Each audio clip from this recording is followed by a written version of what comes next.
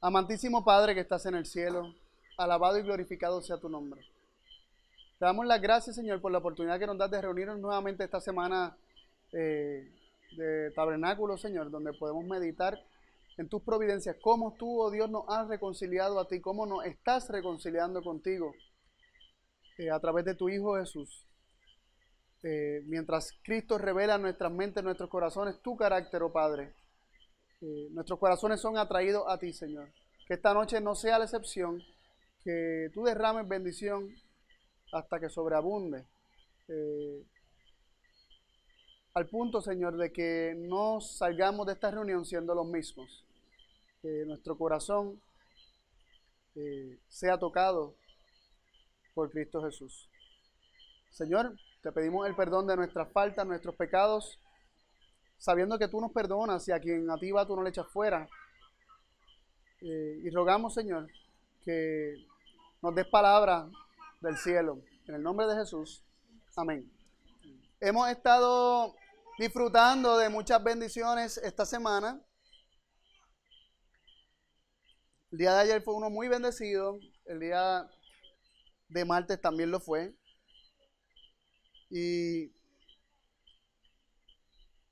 yo sinceramente, con todo y que he estado relacionado con este mensaje ya por algún tiempo, tiene que ser que el Espíritu de Dios está llegando más profundo en mi corazón, porque me siento como Adrián ha compartido en otras ocasiones, me siento como caminando sobre piernas nuevas, o como podríamos decir muchas veces nosotros aquí en Puerto Rico, me siento que estoy en el aire, me siento livianito, como en el aire.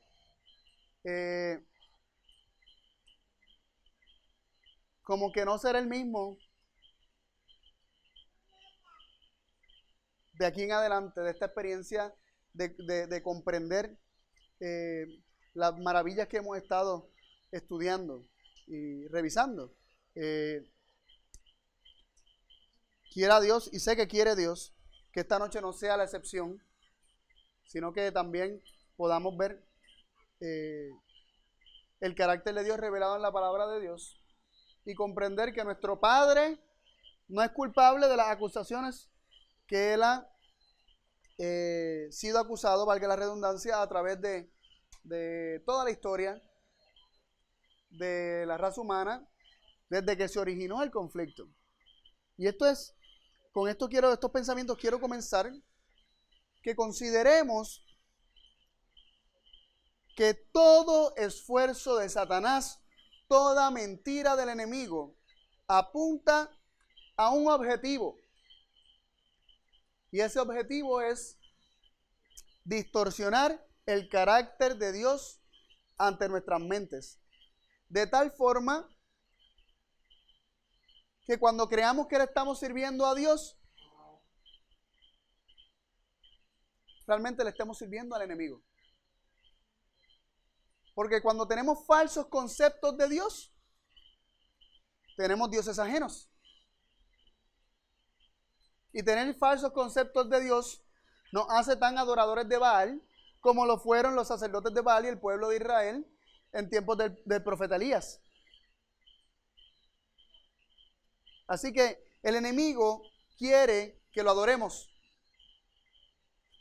Muchas veces conscientemente y directamente y explícitamente no creemos que lo hacemos, pero cuando tenemos falsos conceptos acerca de Dios, específicamente de su carácter, entonces estamos en verdad adorando a otro Dios que no es el verdadero.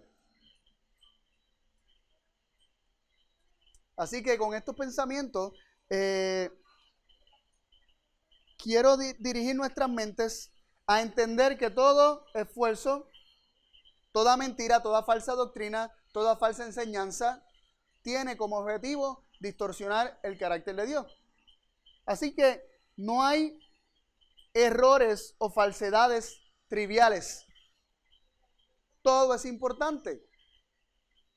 Todo es importante porque toda mentira, todo error va a apuntar directamente a la distorsión del carácter de Dios. Y como estaba diciendo, el enemigo tal vez explícitamente no logra hacernos adorarlo directamente a Él, pero cuando estamos adorando a Dios, a un Dios que tiene las características del enemigo, a Él es que adoramos. Y esa es la manera que Él ha buscado de ascender a los lugares del norte y sentarse aparentemente en el trono de Dios y ser semejante al Altísimo. No puede hacerlo literalmente, porque no puede estar delante de la presencia de Dios en la gloria de Dios en el cielo, pero ha buscado distorsionar nuestros conceptos acerca de Dios de tal forma que nosotros, nuestros corazones, no estén reconciliados con Dios. Y si le servimos, que sea por miedo o por intereses egoístas. Había un hombre santo, íntegro, ¿verdad? Temeroso de Dios, apartado del mal. Cuando digo estas palabras, ¿quién viene a nuestra mente? Job, varón perfecto, íntegro, temeroso de Dios y apartado del mal. Son 4 epítetos o digamos 4 características que Dios mismo le da a Job. Y nosotros decimos, wow, ¿cómo el Altísimo puede llamar a un hombre de tal forma? Y pregunto, esas características, esa descripción del carácter de Job que Dios hace, ¿era simplemente ese momento de la vida de Job? O sea, en esa etapa de la vida de Job, ¿era que él había alcanzado eso? ¿O es que él nunca había pecado y nunca había fallado? ¿Acaso Job nunca falló y nunca pecó? No se menciona, pero Job mismo dice en el libro de Job, Job mismo dice a Dios que no tenga en cuenta los pecados de su juventud. Así que él reconoce que él había pecado anteriormente. Así que cuando Dios llama a Job varón perfecto, íntegro, temeroso de Dios, apartado del mal, es porque Job había estado caminando con Dios, había conocido a Dios y vivía de la palabra de Dios, de toda palabra que salía de la boca de Dios. Pero él había aprendido, había conocido, había crecido en su experiencia y había alcanzado este estado. Y es muy interesante el considerar, que Job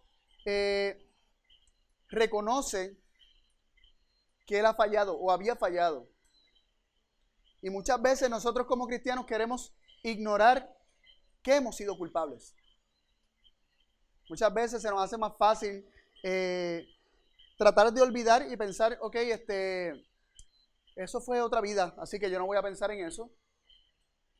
Sin confrontarnos a nosotros mismos y pasar por el proceso de arrepentimiento, de una verdadera contrición de espíritu, pero no entrar en desesperación, porque sabemos que tenemos un Dios misericordioso, un Padre misericordioso que nos dice que Él no nos condena, que nos dice, vete y no peques más. La diferencia la podemos notar entre Pedro y Judas. Pedro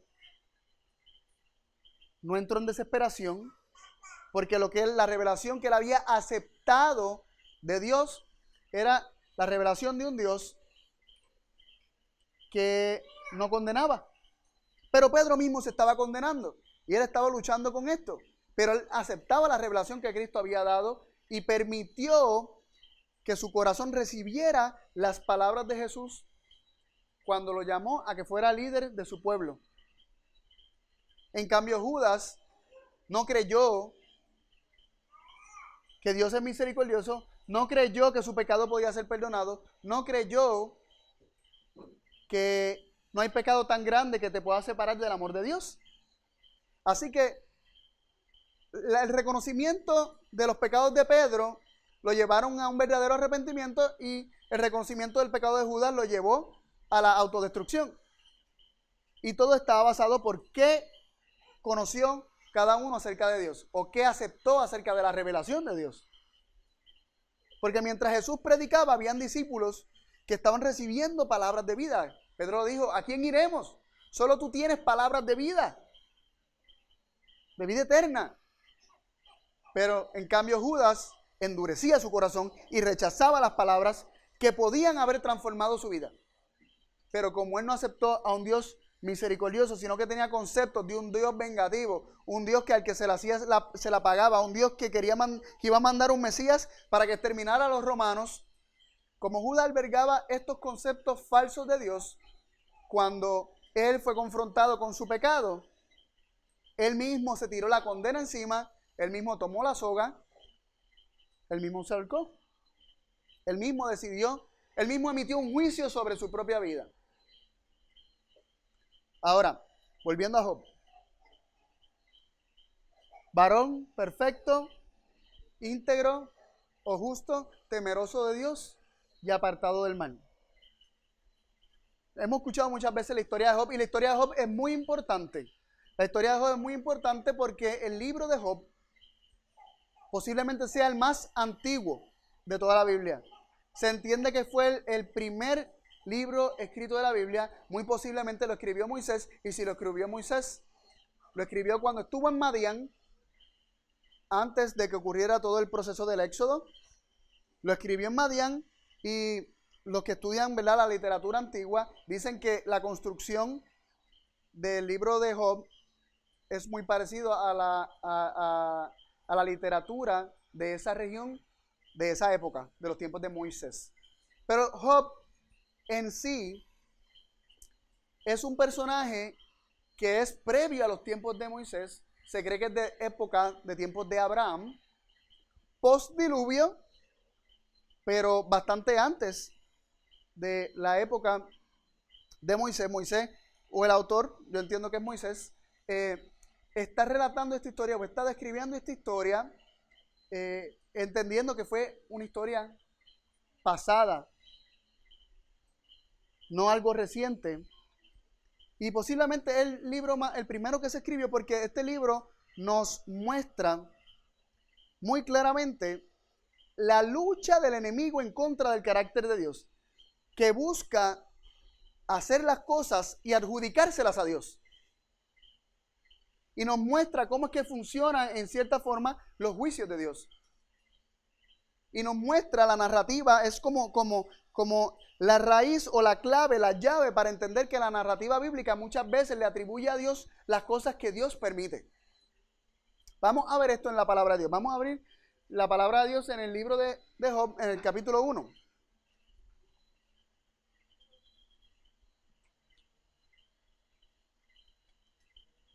Job capítulo 1.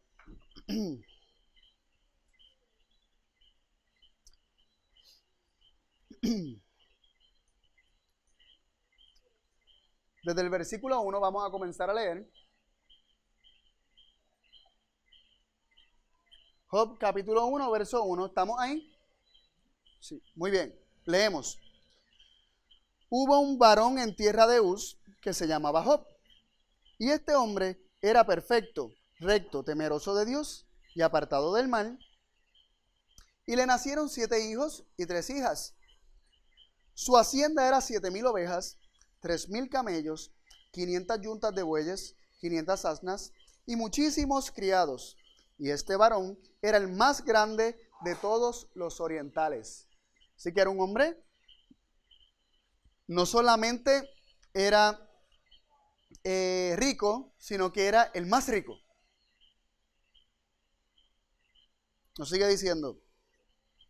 E iban sus hijos y hacían banquetes en sus casas, cada uno en su día, y enviaban a llamar a sus 3 hermanas para que comiesen y bebiesen con ellos. Y acontecía que habiendo pasado el turno de los días del convite, Job enviaba y los santificaba, y se levantaba de mañana y ofrecía holocaustos conforme al número de todos ellos, porque decía Job, quizá habrán pecado mis hijos, y habrán blasfemado a Dios en sus corazones. De esta manera hacía todos los días. Todos los días. Un hombre que todos los días intercedía por sus hijos. Recuerden que los sacrificios que se hacían diariamente eran sacrificios matutinos, vespertinos, habían sacrificios diarios y ese sacrificio implicaba una bendición que Dios le estaba dando al pueblo y el reconocimiento de parte del pueblo de que Dios le está dando esa bendición, y el pueblo pues entonces se acercaba en actitud de oración para agradecerle al Señor y pedirle al Señor que por favor ellos pudieran recibir todas las cosas que Dios les está ofreciendo, que ellos pudieran realmente ser receptores de todas estas cosas. Es muy interesante ver en historias en la Biblia como la de Daniel, donde en la hora de la oración, era la hora del sacrificio de la tarde cuando él se arrodillaba a orar. Muy posiblemente a la hora del sacrificio de la mañana cuando él se arrodillaba también a orar. Y la Biblia nos dice que al mediodía, dice mañana, al mediodía y en la tarde, 3 veces al día. Pero la de la mañana y la de la tarde era la hora del sacrificio matutino y la hora del sacrificio vespertino. Y él oraba.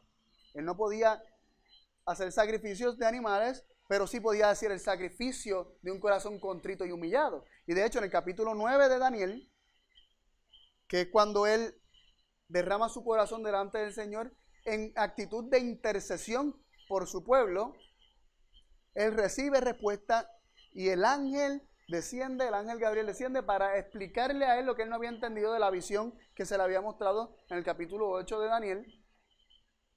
Y el ángel decide hablarle, o sea, Daniel recibe revelación a esa hora. En el caso de Daniel, él está intercediendo por su pueblo. En el caso de Job, él está intercediendo ¿por quién? Por sus hijos.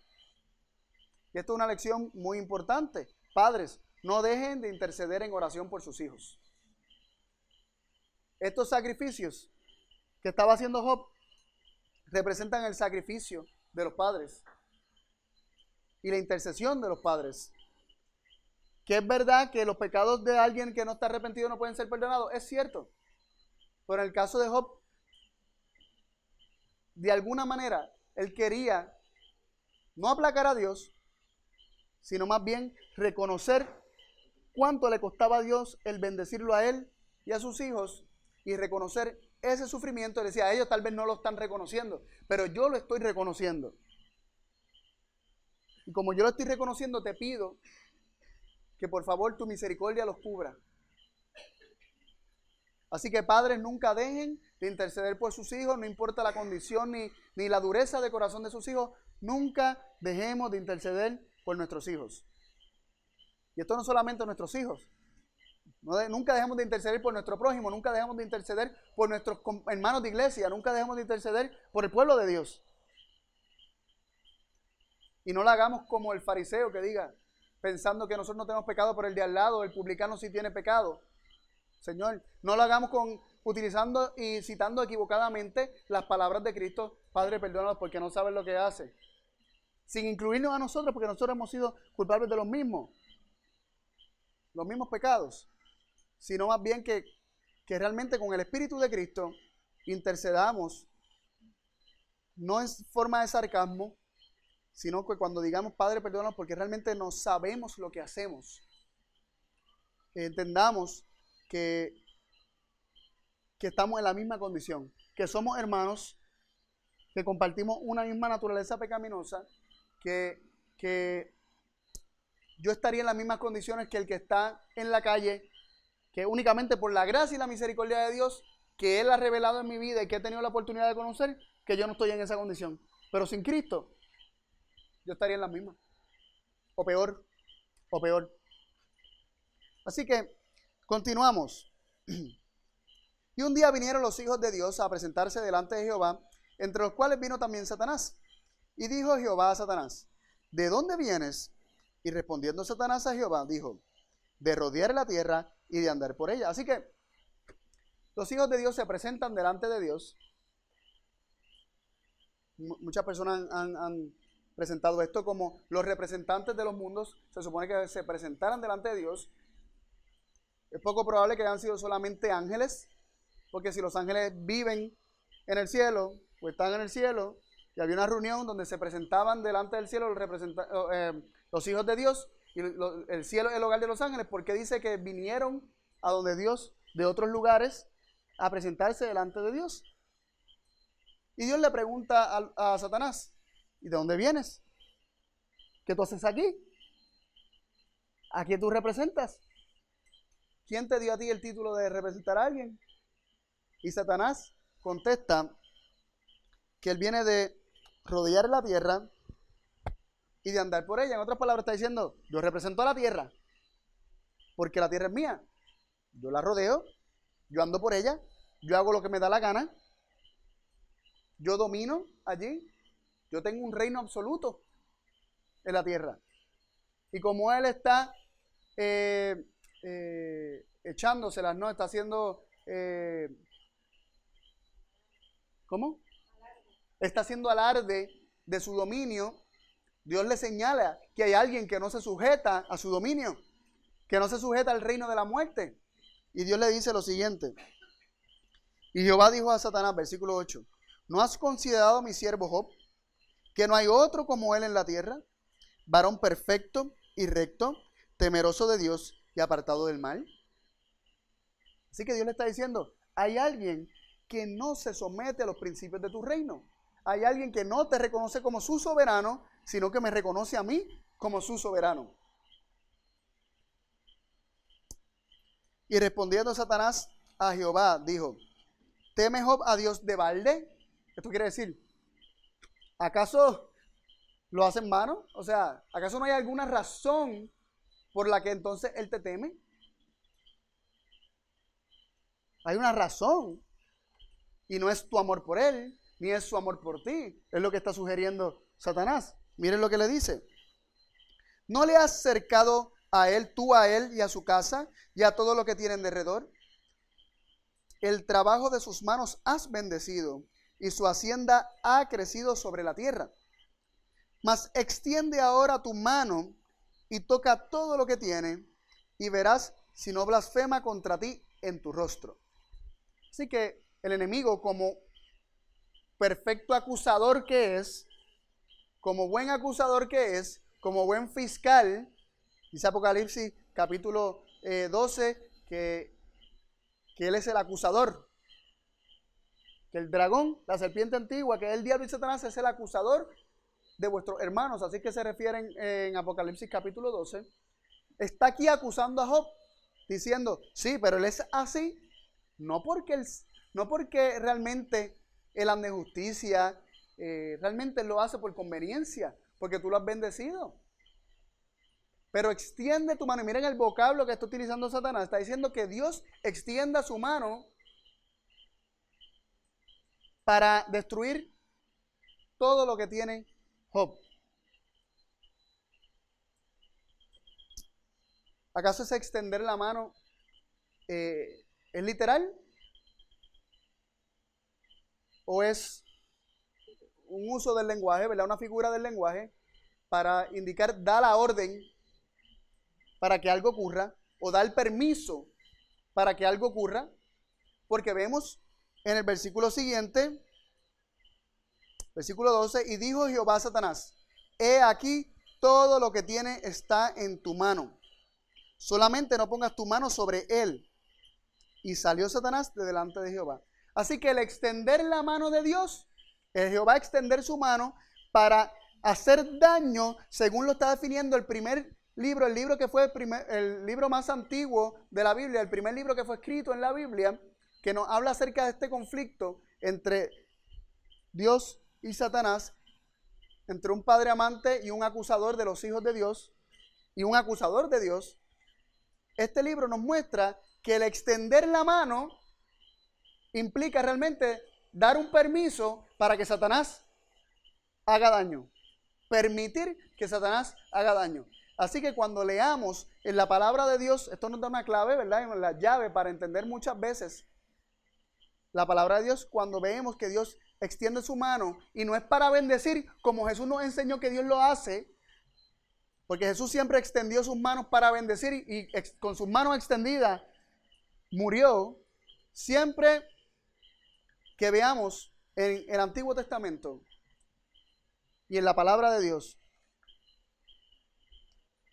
las palabras de que Dios extiende su mano para destruir, implica que Dios da la orden o da el permiso para que o el enemigo o las consecuencias de las decisiones de los hombres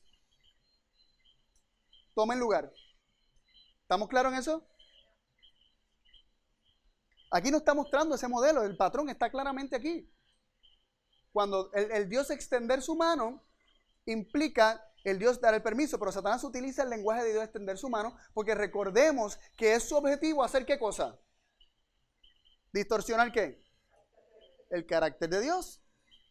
Porque si Él distorsiona en nuestras mentes el carácter de Dios, le vamos a tener miedo a Dios. No le vamos a amar. No vamos a hacer nunca una entrega. Nos vamos a mantener desconectados de la fuente de vida y vamos a perecer juntamente con el enemigo. Y sigue diciendo, y aconteció un día que sus hijos y sus hijas estaban bebiendo y comiendo en casa de su hermano el primogénito. Y vino un mensajero a Job y le dijo, estaban arando los bueyes y las asnas paciendo cerca de ellos. Y acometieron los sabeos y los tomaron y mataron a los criados a filo de espada. Solamente escapé yo para traerte la noticia. Y aquí vemos algo bien interesante. ¿Cómo Satanás obra? ¿Acaso él se manifiesta abiertamente y lo hace él directamente? No. Él utiliza otras personas. Él utiliza a los seres humanos, los hace partícipes de sus obras de destrucción. Los sabeos, a filo de espada, se robaron las propiedades de Job y mataron a los siervos que estaban allí. A filo de espada solamente escapó él para dar la noticia. Yo vine para dar la noticia. Así que vemos aquí la primera destrucción que se menciona, la primera pérdida de Job, que el enemigo claramente nos dice que le estaba provocando porque Dios dio el permiso. No es que el enemigo trabaja para Dios, siempre tengamos eso claro, él no trabaja para Dios, o sea, él no obedece a Dios, pero Dios lo limita, Dios limita la capacidad que tiene el enemigo para poder destruir, para poder hacer. Él no puede ir más allá de lo que Dios le permita hacer. Así que el enemigo, en la primera destrucción que ocurre, utiliza al ser humano, y utiliza la espada del ser humano para destruir al ser humano y las propiedades del ser humano. Luego nos dice, aún estaba este hablando y vino otro que dijo, fuego de Dios cayó del cielo que quemó las ovejas y los criados y los consumió. Solamente escapé yo para traerte la noticia. Así que mientras estaban dando la otra noticia, no estaba todavía terminando de hablar.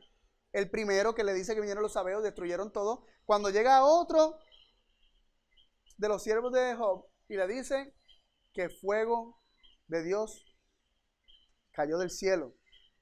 Y esta parte es muy interesante. Ahora el enemigo está utilizando el fuego, porque vimos que es el enemigo el que está utilizando el fuego. El que Dios extendiera la mano implicaba que Dios le permitiría al enemigo tocar lo que tenía Job, pero no podía tocar en la vida de Job. ¿Y qué estrategias estaba utilizando el enemigo? Al hombre. Fuego que caía del cielo, que iba a ser asociado con Dios, como este hombre que vino a dar la noticia y dijo que fuego de Dios cayó del cielo. Pero pregunto, ¿el fuego será de Dios?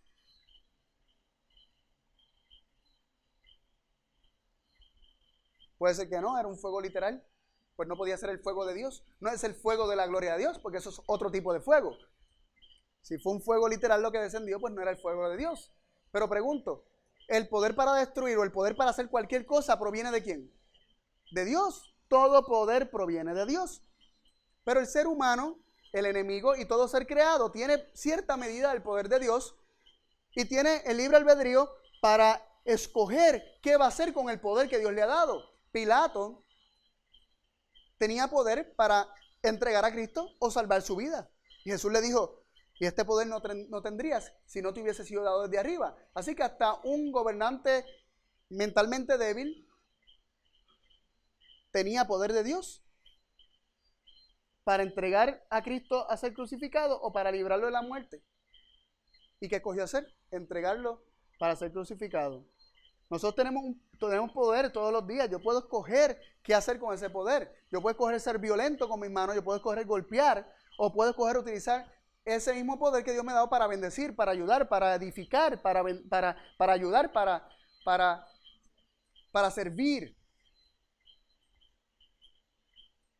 Así que, en última instancia, sí, el poder que tuvo el enemigo para hacer que el fuego descendiera del cielo es un poder que le ha sido concedido, como a cada uno de nosotros nos ha sido concedido una medida de poder. ¿Y qué hacemos con este poder? Tendremos que algún día dar cuentas, tal vez a nosotros mismos, porque vamos a autocondenarnos. Entonces, vemos el fuego cayendo del cielo y se le llama fuego de Dios. Pero la historia nos deja saber claramente que no era Dios el que lo estaba enviando. Así que el enemigo está haciendo las cosas de tal forma que su máscara de destructor, la máscara que se pone para ocultar su realidad de destructor, su naturaleza destructiva, no sea vista claramente. Y está disfrazando su obra para que de alguna manera se le atribuya ¿a quién? A Dios. ¿Y el siervo que dijo fuego de Dios cayó en el engaño? Muy posiblemente. Muy posiblemente.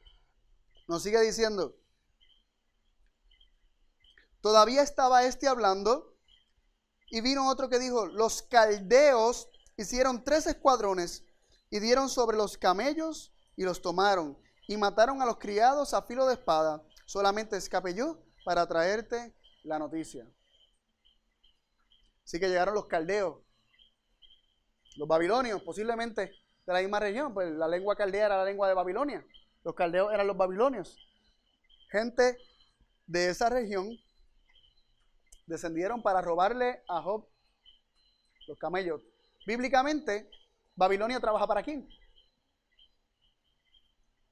¿Para quién trabaja Babilonia? Para el enemigo. Pero el enemigo sigue utilizando al ser humano para ocultar su rostro de destructor. Y usa el ser humano como una máscara o como un disfraz para que no se pueda ver que realmente él es el destructor. Y hace al hombre partícipe de su obra destructora para luego decir, están conmigo. Así que, sabeos a filo de espada, fuego del cielo, los caldeos también a filo de espada. ¿Por qué no lo hace él directamente? ¿Por qué utiliza otro? Porque es una obra de engaño. Él quiere echarle la culpa a otro. Luego nos sigue diciendo,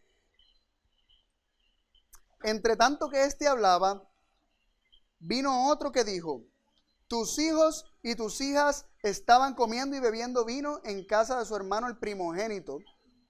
Y aquí un gran viento que vino del lado del desierto y azotó las 4 esquinas de la casa. Y cayó sobre los jóvenes y murieron. Solamente escapé yo para traerte la noticia. Qué fuerte. La cuarta destrucción fue ocasionada ¿por qué? Por viento. Un gran viento. Un gran viento azotó la casa. ¿Qué pasó? Cayó el techo, los mató a todos.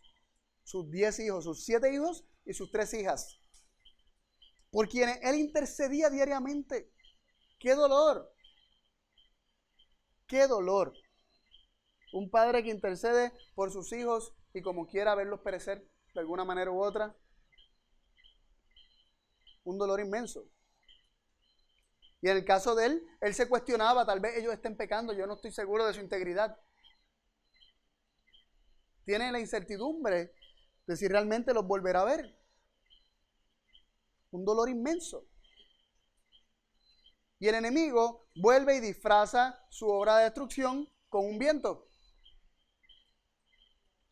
Porque él es así, él se esconde, él tira la piedra y esconde la mano. Él busca la manera de que haya oportunidad de que el ser humano interprete o crea que es Dios el que le está haciendo todas las cosas que le está haciendo o que le están ocurriendo. Luego nos dice que Job se levantó, versículo 20, y rasgó su manto, rasuró su cabeza y cayendo en tierra, adoró. Y dijo, desnudo salí del vientre de mi madre y desnudo volveré allá. Dice, y volveré allá. Jehová dio y Jehová quitó. Sea el nombre de Jehová bendito. En todo esto no pecó Job, ni atribuyó a Dios despropósito alguno. Que los sabeos o los caldeos hayan utilizado espada, se nos hace más fácil identificar que fue obra del enemigo, que era el que estaba detrás de todo esto, porque los caldeos o los babilonios ya antes, o por tradición, ¿verdad?, han trabajado para el enemigo. Están llenos del espíritu del enemigo, como la mayoría de los seres humanos. Hemos recibido la semilla de la serpiente, la simiente de la serpiente, las mentiras del enemigo, ese espíritu de independencia y de rebelión en contra de Dios. Y eso nos lleva a la violencia, porque tememos, queremos defendernos, queremos agarrar, obtener posesiones y prosperar a cuentas de la destrucción de los demás, porque ellos pueden ser los que vayan entonces en contra mía. Es un miedo de ser destruido, un miedo de que, entonces para que otros no me destruyan a mí, yo veo a alguien poderoso, pues primero, aquel que constituye una amenaza para mí, pues entonces yo lo destruyo primero. Esa actitud de que yo doy primero, para que aquel que parece una amenaza para mí, pues, no lo pueda hacer, es una actitud que encuentra su raíz en la simiente de la serpiente. No morirás. Y eso crea independencia del dador de la vida. Volviendo al asunto, vemos que cuando sucede todo esto, los sabeos, los caldeos, pues como mencioné, eran más evidentes, pero hay dos elementos de la naturaleza. Uno de ellos se ha adjudicado a Dios y el otro, pues, es dejado así neutral, que es el viento, pero también podría adjudicársele a Dios. Y podríamos tener la tentación de pensar que el viento fue obra de Dios. Porque ¿acaso Dios no tiene el control de la naturaleza? ¿Pero acaso el hombre no puede manipular la naturaleza? Pues si el hombre manipula la naturaleza, el enemigo, ¿acaso no puede también manipular la naturaleza? Claro que sí. Pero el enemigo lo va a hacer para que el hombre piense que es Dios el que lo está haciendo. O sea que él va a disfrutarse el destruir al hombre, y luego de que destruye al hombre, se disfruta el hecho de que los que vieron lo que ocurrió piensen que fue Dios y no que fue el enemigo. Estos dos elementos de la naturaleza vamos a considerarlos ahora en otro libro. Vamos a Primera de Reyes. Vamos al libro de Primera de Reyes.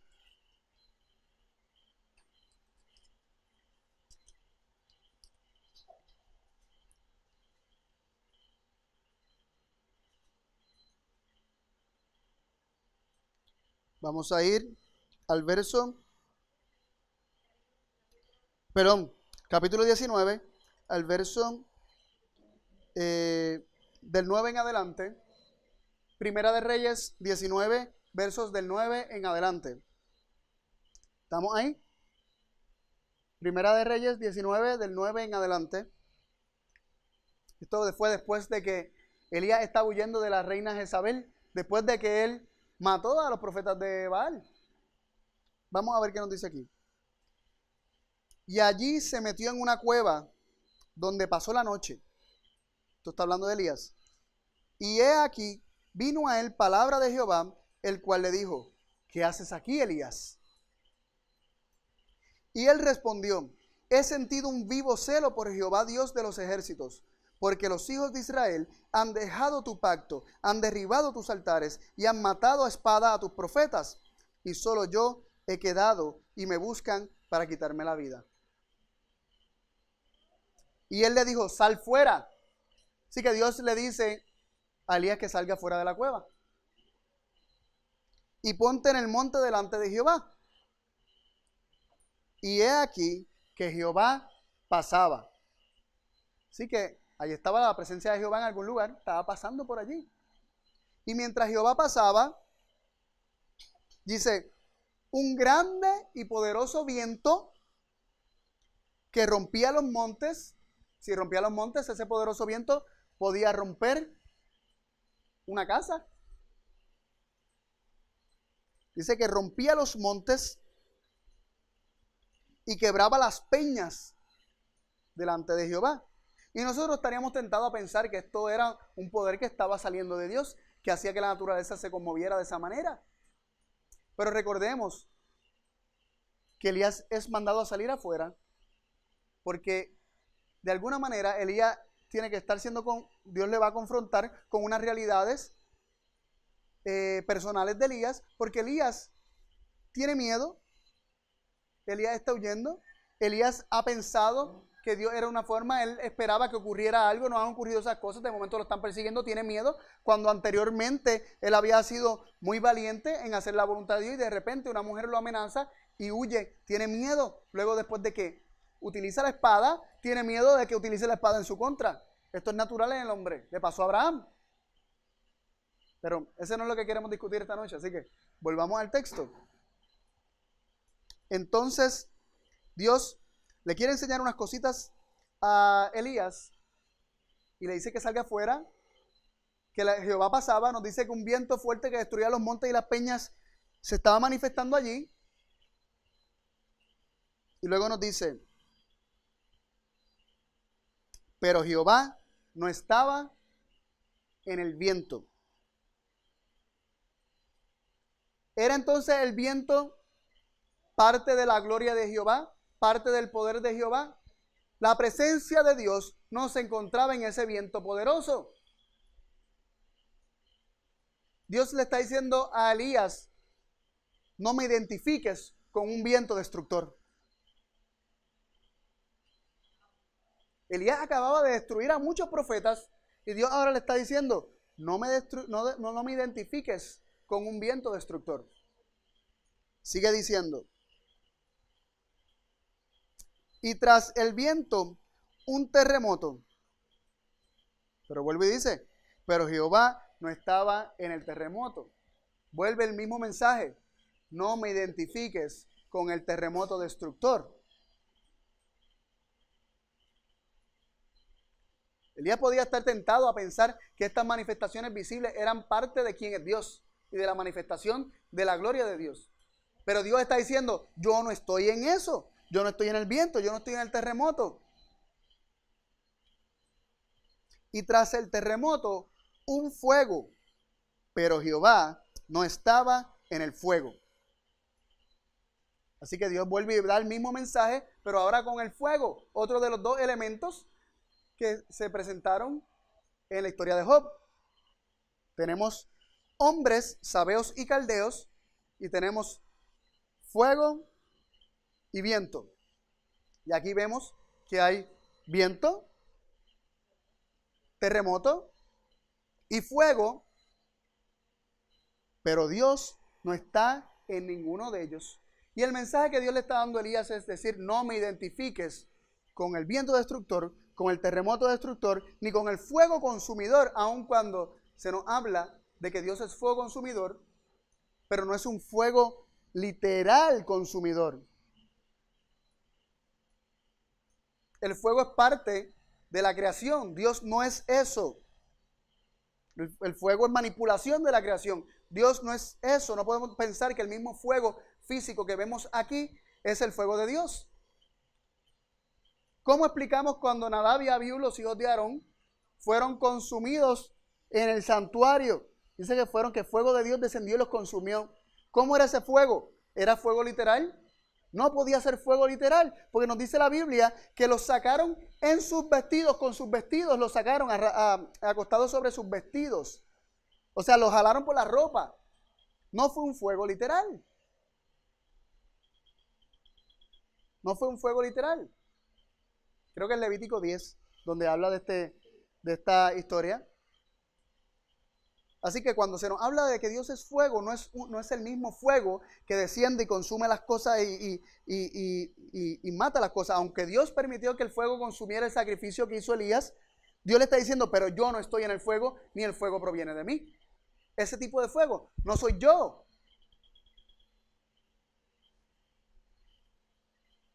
¿Dónde estaba Dios? y tras el fuego una voz suave y delicada. Dios estaba en la voz suave y delicada, como llaman otras versiones, un silbido apacible. Y al oírlas Elías cubrió su rostro con su manto y salió y se paró a la puerta de la cueva. Él reconoció y se dio cuenta que Dios estaba en la voz suave y delicada, en el silbo apacible. No en el viento, no en el fuego, no en el terremoto, sino en el silbo apacible, en la voz suave y delicada. Dios le está dando a Elías una revelación de quién es él. Entonces, cuando vamos a la historia de Job, entendemos que ni el fuego, ni el viento, ni los sabeos, ni los caldeos provinieron de Dios. Pero el intento del enemigo es que pensemos que provinieron de Dios. Está disfrazando su obra destructora. Pero Dios, nuestro Dios, está diciendo que Él no es un Dios destructor. Él no está en el fuego destructor, Él no está en el viento destructor, ni en el terremoto destructor. Él es un Dios que lo único que tiene para sus hijos son palabras suaves, dulces, de bendición. Él no es un Dios bipolar. Él no es un Dios que cambia de temperamento. La Biblia nos dice que Dios es ágape. Dios es amor. Nos dice 1 de Juan 4:8. Dios es amor. Y cuando Pablo nos dice en 1 Corintios 13, nos da la descripción de ese amor, del ágape, nos está dando una descripción del carácter de Dios. Y cuando el 1 Corintios 13 nos describe a Dios, nos dice que el ágape, que es igual a Dios, nos está diciendo que Dios no se irrita. Él no levanta la voz.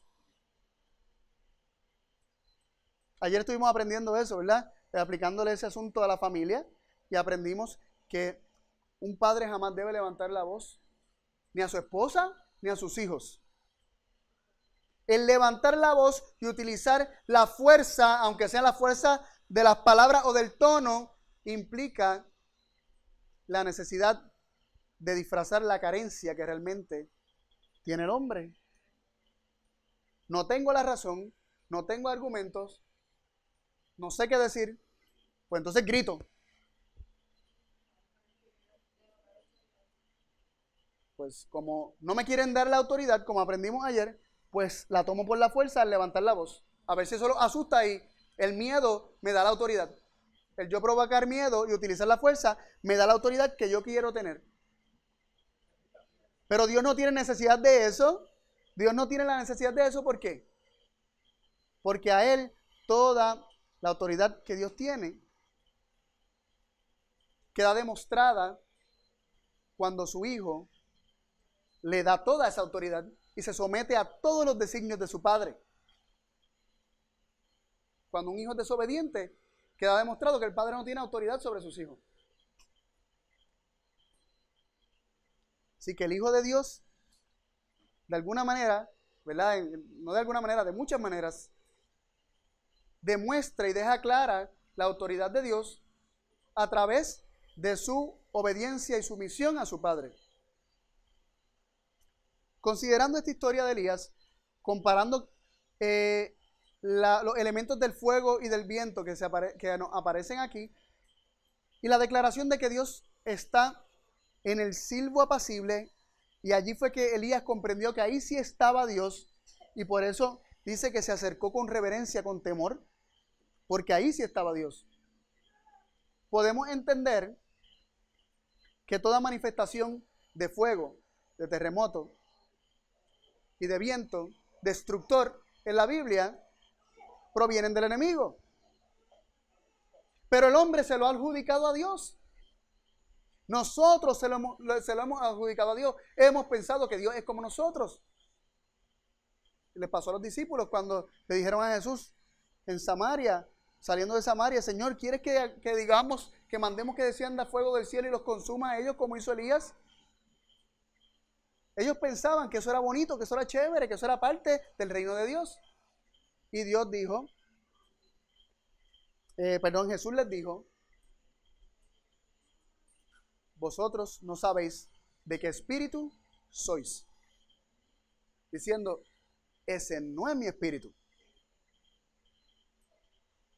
Fuego descendiendo del cielo para matar hombres no es parte del espíritu, ni del carácter, ni del deseo del corazón de Dios. No es parte del reino de Cristo. Ese no es mi reino. Y Jesús dijo, porque el Hijo del Hombre no ha venido para condenar al mundo, sino para que el mundo sea salvo por él. Y algunos pueden decir que esas palabras de Jesús hacen referencia a su misión aquí en la tierra solamente. ¿Pero acaso Jesús cambia? Hebreos nos dice que Jesucristo es el mismo ayer, hoy y por siempre. Él no cambia. Lo que Él reveló es lo que Él es. Y lo que nos reveló acerca de su Padre es lo que su Padre siempre ha sido, porque Dios no cambia. En Él no hay mudanza ni sombra de variación. Así que Job está en una situación muy difícil. Job puede ser tentado a pensar que todo esto está proviniendo de Dios. Y no es mi objetivo en esta presentación, ¿verdad? Y en este tema, descifrar toda la historia de Job, sino más bien cómo es que el enemigo trabaja para que nos demos cuenta que él ha buscado acusar a Dios de lo que él hace. Nos sigue diciendo en el capítulo 2, y otro día aconteció que vinieron los hijos de Dios para presentarse delante de Jehová, y Satanás vino también entre ellos para presentarse delante de Jehová. La misma dinámica. Y dijo Jehová a Satanás, ¿de dónde vienes? Respondió Satanás a Jehová y dijo, de rodear la tierra y de andar por ella. Lo mismo. ¿Qué tú haces aquí? No, yo soy el gobernante de la tierra. Y Jehová le dice a Satanás, ¿no has considerado a mi siervo Job, que no hay otro como él en la tierra, varón perfecto y recto, temeroso de Dios y apartado del mal, y que aún retiene su integridad, a pesar de que tú me incitaste contra él para que lo arruinara sin causa? Otra clave. Este libro nos está mostrando que cuando se nos dice que Dios se irrita y arruina y destruye a los hombres, es realmente cuando Dios lo permite. Vuelvo y repito eso. ¿Quién estaba arruinándolo? ¿Quién estaba arruinando a Job? Claramente el libro nos dice que fue Satanás, pero aquí parece decir, o nos indica que fue Dios, y Dios asume la responsabilidad. O parece que Dios está asumiendo la responsabilidad de lo que está sucediendo. Tú me incitaste para que yo lo arruinara. ¿Fue Dios el que lo arruinó? Pues entonces cuando leemos en la palabra de Dios que Dios se irrita o se aira y destruye o arruina, es realmente cuando Dios en dolor permite que las cosas sucedan. Porque eso fue lo que ocurrió ahí con Job. Dios permitió que Satanás lo hiciera. Así que cuando leamos en la palabra que Dios actúa de esta forma, tenemos que entender que el libro de Job, el primero escrito, nos está revelando este asunto de cómo Satanás busca disfrazar su obra como si proviniera de Dios. Y que muchas veces el lenguaje de la palabra de Dios le va a adjudicar a Dios aquello que Él permite como proviniendo directamente de Él, cuando ha sido más bien un permiso que Él ha otorgado. O como si Dios se dejara manipular. ¿Realmente Dios puede cambiar? Dios no cambia. Acabamos de citar un versículo que dice que en Él no hay mudanza y sombra de variación. Él no necesita arrepentirse porque Él no cambia, porque Él no se equivoca. Él no se tiene Él no puede ser tentado. Él no puede ser incitado. ¿Acaso el hombre puede hacer que Dios cambie de opinión? No. El hombre puede creer que Dios cambió de opinión. Cuando el hombre ora y ora y ora y la respuesta es no y no y no y no, y eventualmente oró 2 o 3 veces más y Dios dijo que sí, ¿puede el hombre ser tentado a pensar que me es faltando 2 o 3 oraciones más para convencer a Dios de que me diera lo que le estoy pidiendo? Pero a Dios no hay que convencerlo. Él sabe lo que es bueno y Él nunca va a dar algo que es malo. Ahora, Él puede permitir que obtengamos lo malo que queremos por nuestra insistencia, Él puede retirar su mano y dejarnos tener lo que queremos. Seguimos leyendo. Y respondiendo Satanás dijo a Jehová, versículo 4 del capítulo 2 de Job, piel por piel, todo lo que el hombre tiene dará por su vida. ¿Qué le está diciendo con esto? Déjame tocarlo. Todavía no ha perdido su vida. Está diciendo, el hombre es orgulloso y egoísta, egocentrista. El hombre vive para sí mismo. Y cuando tiene miedo de morir, se vuelve débil y falla, porque quiere salvar su propia vida. Jesús dijo que el que quiera salvar su vida, la perderá. Pero el que pierda su vida por causa de Cristo, hallará la vida eterna. Cuando valoramos nuestra vida más que la vida de Dios, que la vida eterna, cuando valoramos lo que yo soy más que lo que mi padre, lo que yo pienso que yo soy, más que lo que mi padre me dice que yo soy, lo que nos queda es muerte. Pero cuando valoramos más las palabras de mi padre, que me dan mi identidad y me dice quién yo soy,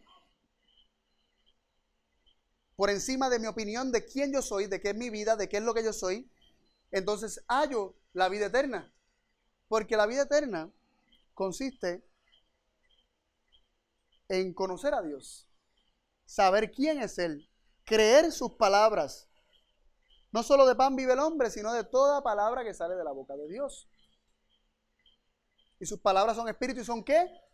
Vida. Y cuando recibimos sus palabras tenemos la vida. Cuando le creemos a Él tenemos la vida. En este caso, vemos a Satanás diciendo, déjame tocarlo. Mas extiende ahora tu mano. ¿Qué vimos ahorita? ¿Qué significaba extender la mano? Permitir. Extiende ahora tu mano y toca su hueso y su carne. Y verás si no te maldice en tu rostro. Dice, extiende tu mano, toca su hueso y su carne y verás cómo te maldice. Este versículo nos está dando la clave para nosotros entender que cuando, vuelvo y repito, que cuando se nos dice que Dios extendió su mano y tocó a alguien y trajo algo malo sobre esa persona, ¿realmente es Dios el que lo está haciendo? El versículo nos va a demostrar, y el siguiente versículo nos va a demostrar más claramente que no, que es Satanás el que lo está haciendo y Dios por lo tanto lo está permitiendo. ¿Ah? ¿Quién? Sí, pero Dios no puede ser tentado. Pero aparenta, ante nuestros ojos, aparenta como si Dios se está cayendo en la carnadita del enemigo. Pero no, nos dice aquí. Y Jehová dijo a Satanás, he aquí, él está en tu mano, mas guarda su vida. Fue un permiso, el que Dios extienda su mano y toque al hombre, es realmente un permiso para que el enemigo lo haga. Dios lo está permitiendo.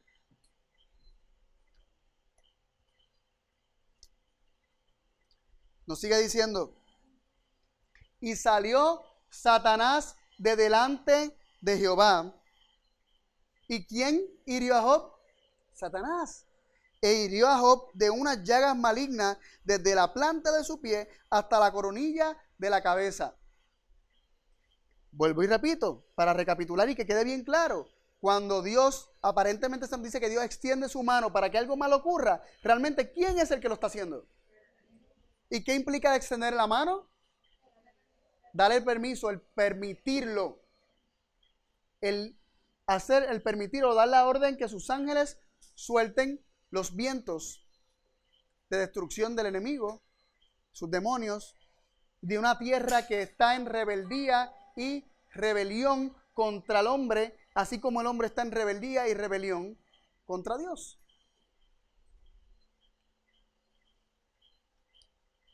Y dice que Satanás lo llenó de llagas desde el pie hasta la cabeza. Y tomó Job un tiesto para rascarse con él y se sentó en medio de ceniza. Entonces su esposa le dijo, aún retienes tu integridad, maldice a tu Dios y muérete. ¡Ja! Increíble. Aún bajo esta circunstancia no vas a maldecir a Dios. La palabra ahí, algunas traducciones dicen bendice, otras dicen maldice. La realidad es que la palabra puede significar tanto bendecir como maldecir. Pero si fuera bendice a tu Dios y muérete, un sarcasmo. Si fuera maldice a tu Dios y muérete, es el mismo espíritu. El mismo espíritu sarcástico está manifestado, así que no importa. Bendice a tu Dios y muérete o maldice a tu Dios y muérete. Era el mismo espíritu. Por eso es que Job le dice, en el versículo 10, y él le dijo, como suele hablar cualquiera de las mujeres fatuas. La versión sagrada de Escritura dice, has hablado como las locas.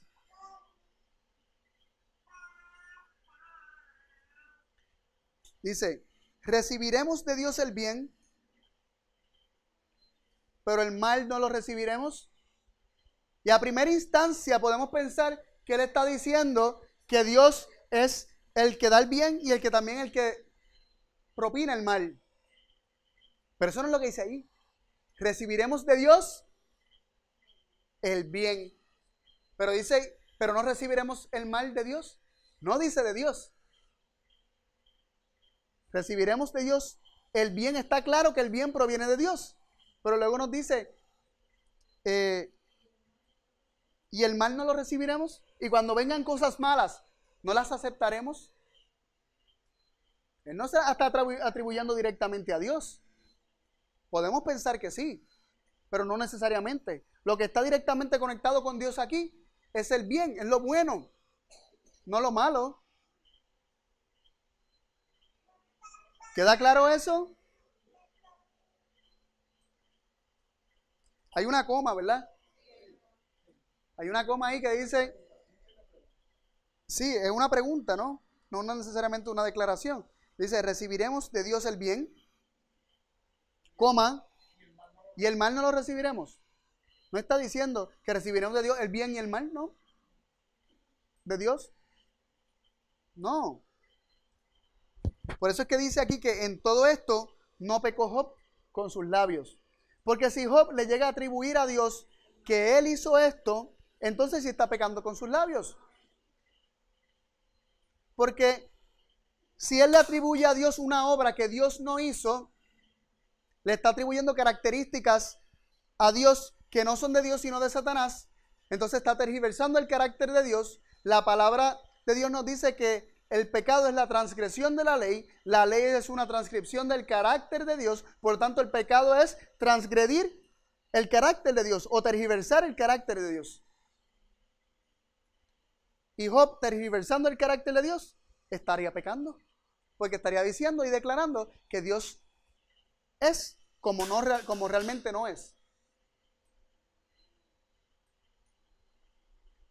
Y de ahí en adelante vienen los amigos, y por ahí el resto del libro es un enigma que todavía tenemos que seguir estudiando para resolver. No voy a entrar en los detalles de los amigos.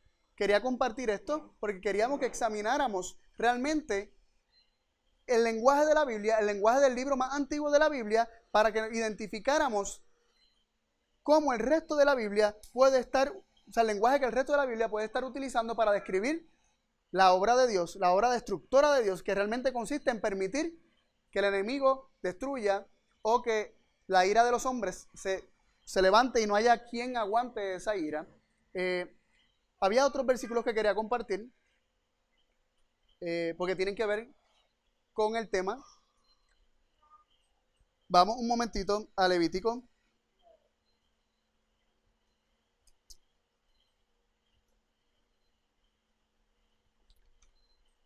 Creo que es Levítico 18.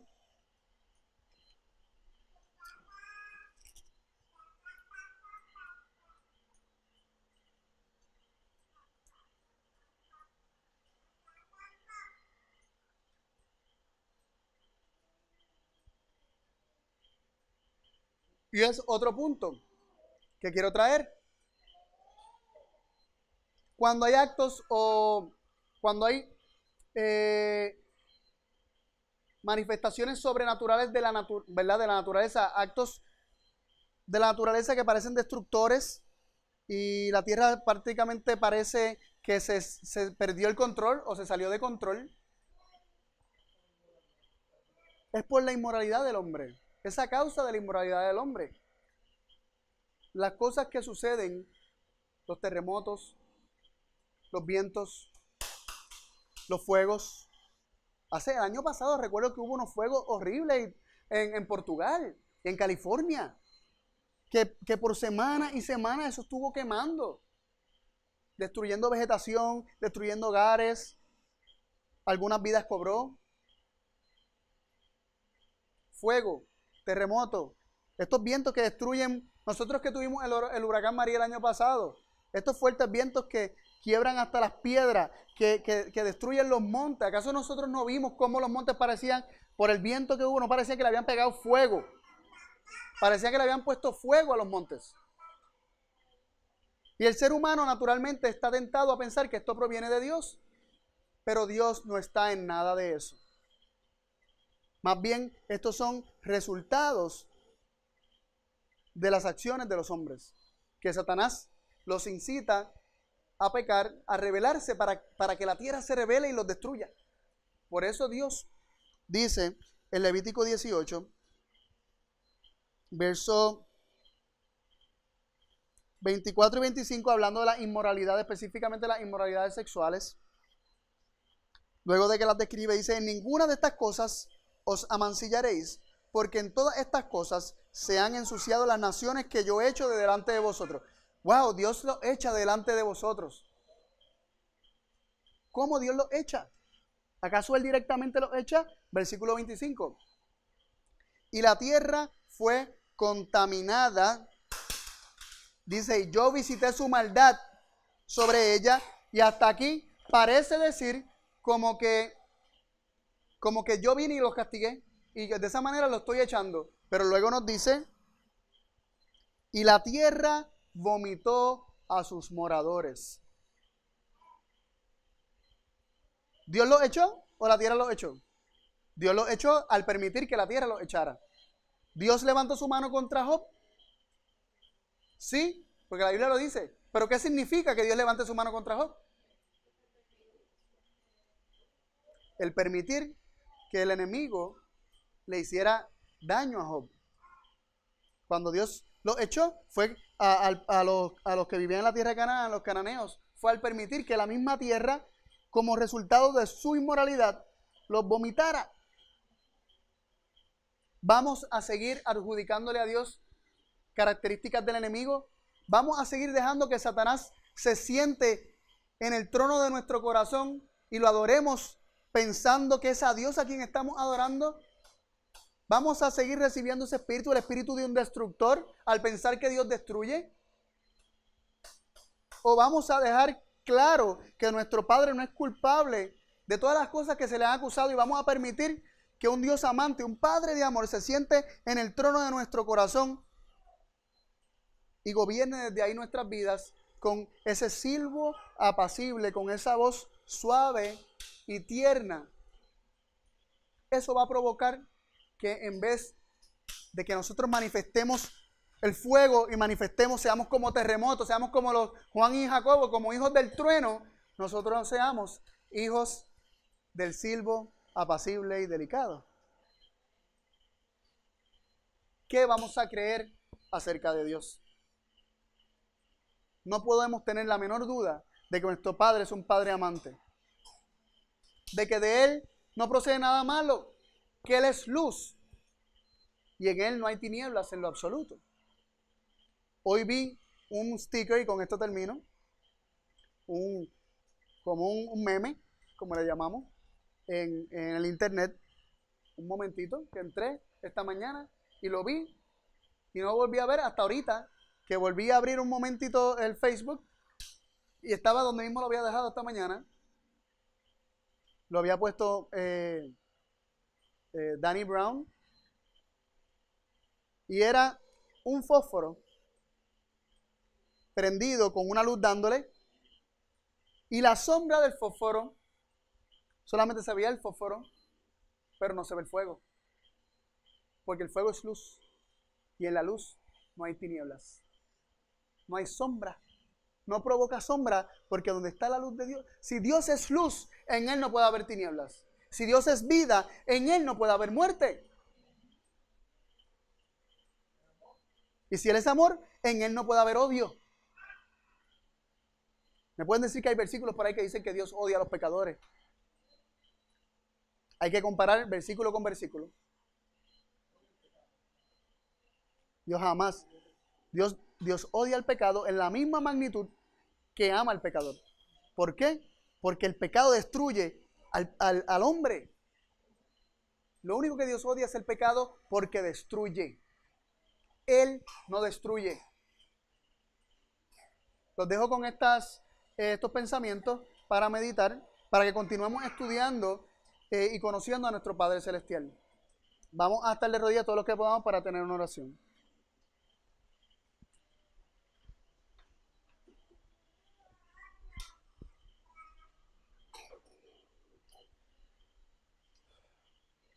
Amantísimo Padre y Dios de amor, alabado y glorificado sea tu nombre.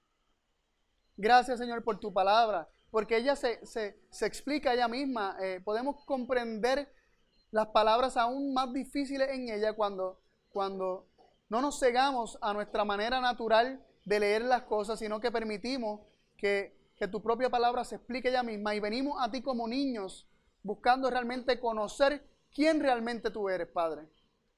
Perdónanos por haberte adjudicado en nuestra vida tantas veces características que no te pertenecen. Perdónanos por haber adorado al enemigo pensando que te estábamos adorando a ti. Padre, todavía nuestro conocimiento de ti ha de crecer e ir en aumento como el alba. Y sabemos que te conoceremos cada día más y más. Y seremos transformados al contemplarte en tu Hijo Jesús. Te pido, Señor, que nos motives a seguir estudiando tu palabra y hacer el ejercicio de reconciliar todas las aparentes contradicciones en tu palabra, Señor. Y que cada persona aquí presente, y aún los que nos pueden ver a través de las redes sociales, Señor, que puedan tener el deseo de conocerte realmente y de armonizar tu palabra para que tú seas luz en nuestras vidas y que jamás te adjudiquemos a ti las tinieblas. Gracias, Padre, por tu amor. Gracias por la vida. En el nombre de Jesús. Amén.